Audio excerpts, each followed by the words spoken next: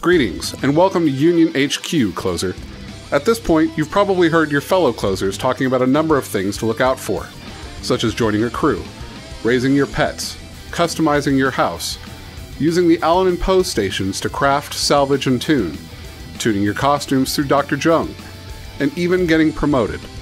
But breathe, Closer, it's your first day. You'll get to all of that in due time. What we're going to run over today is how to get started. First and foremost, you'll need to choose your code name.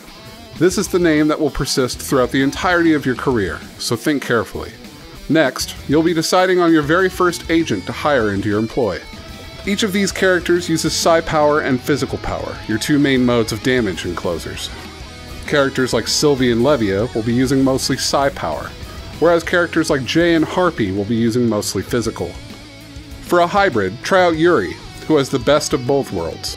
And be sure to try out every character to receive their bonus once you hit level 20, which is used across all characters.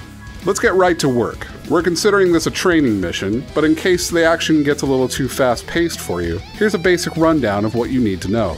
You can move up, down, left, and right with the directional keys on your keyboard. Your attack key is naturally bound to Z, your jump button is X, and your dodge is the spacebar. As you unlock skills, they will allocate themselves to keys automatically. So keep an eye on your hotbar at the bottom of the screen throughout the training mission to see new skills as they pop up. Now that you're in Gangnam, it's time to talk about the preparations for your next mission. First, you'll want to ensure that all of your items are equipped.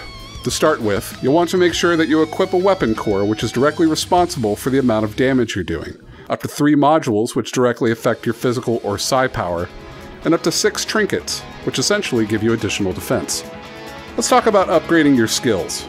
You can access them by selecting Skill in your main menu, or hitting the K key. Once in this menu, select the plus buttons next to any skill to increase its power. Remember, not only do you have active skills, but passives too.